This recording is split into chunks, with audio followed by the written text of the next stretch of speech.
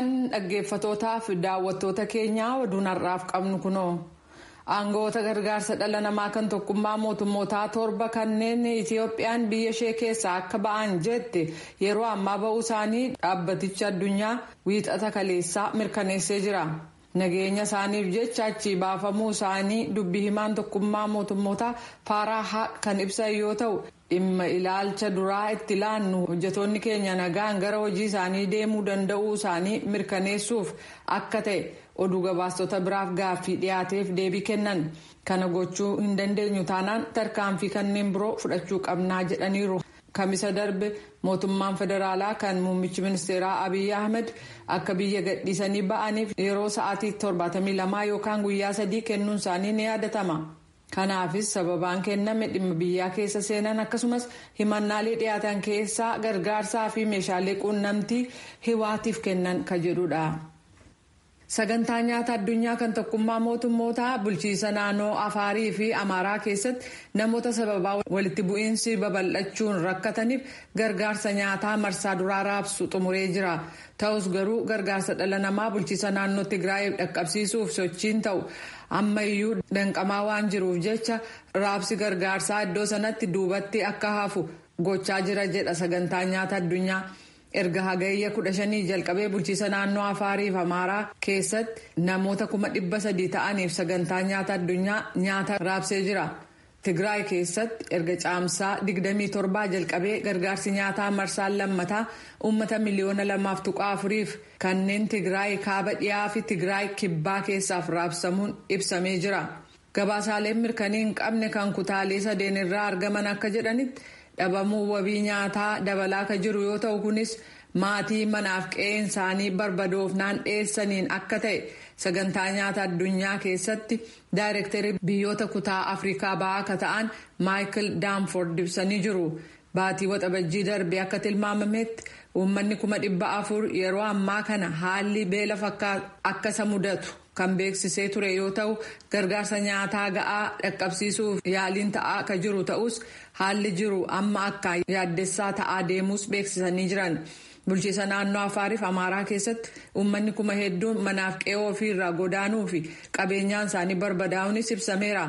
Maraafuu walta'iinsaaf deeggarsa guutuu ka paartiilee walitti bu'iinsa kana keessaa harka qabanirraa arganne uummata gargaarsa barbaadu mara hatattamaan dhaqqabuu dadhabnaan Itiyoophiyaa gama kaabaa keessatti balaa hamaatu eeggataa jedha sagantaan nyaata addunyaa.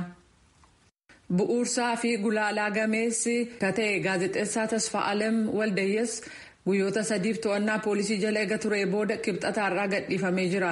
Raadiyoo Dachiveelee sagantaa afaan Amaaraarraa gaazexeessaa Isheetee Baqqalee akka jedhetti waayila koo hojii duraanii Tasfa'aalemiin bilbilaan dubbiseen jira jechuun raadiyoo sagalee Ameerikaaf ibsee jira. Gaazexeessaa Tasfa'aalem gadhiifamuu isaa dura waahiloonni isaa hojii fi hiriyoonni isaa erga sanbata darbee kaasee eessa buutee isaa dhabnee jechaa turan. Garuu poolisiin gaazexeessaan kun hidhamuu isaa BBC afaan Amaaraaf mirkaneessee ture. Yakka waraanaa fi gocha gara jabinaa dhala namaa irratti raawwachuu kan ijoollee loltummaa irratti bobbaasu of keessaa qabu erga bara 2016 kaasee Liibiyaa keessatti gaggeeffamaa kan jiru ta'uu qorannaan tokkummaa mootummootaa wiixata kaleessaa baasee hubachiisee jira. Dhimma Liibiyaa keessaa qorachuuf kan hundeeffame garee walabni kaawunsilii mirga dhala namaa kan tokkummaa mootummootaan hundeeffame akka jedhutti godaantota Awurooppaa dhaqqabuu fedhan bakka itti hidhaman keessatti dararaan akka irra ga'u kana malees harka namoota seeraan ala nama deddeebisaniin akka dararaman ibsee jira. Yeroo hidhaa keessa turanittis haalli achi keessa jiru suukanneessaa fi dararaan kan irra ga'u ta'uu hubachiise. Liibiyaa keessatti yakki waraanaa gaggeeffamuusaa amanuuf haalli nama dandeessisu akka jiru kunis hidhaa keessatti hokkara gaggeeffamu keessumaa godaantota irratti yakki gara jabinaa dhaqqabu ni agarsiisaa jechuun qorannaan kun ibsa baaseen hubachiiseera.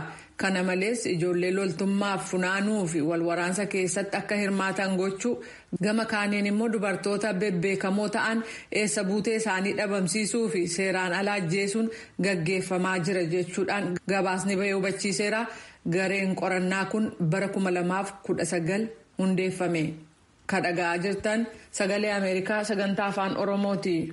Hoogganoonni addunyaa namoonni siyaasaa fi weellistoonni muuziqaa pop jedhamu namoota kuma hedduu kanneen qabeenya guddaa karaa caasaa kaampaaniilee maqaan isaanii hin beekamneen biyya alaa keessa kaa'achuun isaanii ibsamee jira.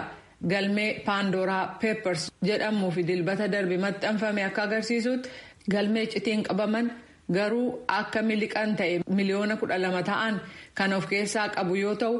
Biyya ofii keessaa qabeenya baasuun biyya alaa keessatti kanneen kuufatan kan addunyaa saaxile qorannaa kana kan gaggeessan gaazexeessota 600 caalaa addunyaa irra jiraniin ta'uun ibsameera. Oduu booda gabaasa qabna. Ministeerri Haajaa Alaa Yuunaayitid Isteetsi Aantanii Bilinkan gara Faransaayitti erga imalanii booda kibxataarraa pireezidaantii Faransaay Emaanuweel Maakroon waliin hariiroo jiru fooyyessuu irratti dubbataniiru. Kunis Yuunaayitid Isteetsi, Biriteenii fi Awustiraaliyaan michooma nageenyaa tolfachuu isaanii falmii eega kaasisee booda. Aangawaan Yuunaayitid Isteetsi tokko oduu gabaasotaaf akka ibsanitti walga'iin aangoota lamaan kanaa sagantaa Bilinkan irra kan hin turree fi daqiiqaa 40 ka fudhate ta'uu fi lameenuu piroojeektii waliin qabaachuuf malan dhuma baatii kanaa pireezidaant Maakroonii fi pireezidaan Baayiden yeroo wal argan kan labsuuf deeman sana mariin ammaa kunis kana kan dabalate ta'uun ibsameera.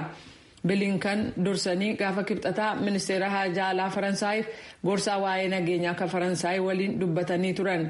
Jaarmayaa walta'iinsa diinagdee fi misoomaa keessatti walga'ii kaawunsilii ministeerotaa qabu. Bilinkan dura teessummaan ka gaggeessan ta'uu fi haasawaa ka dhageessan ta'uun beekamee jira.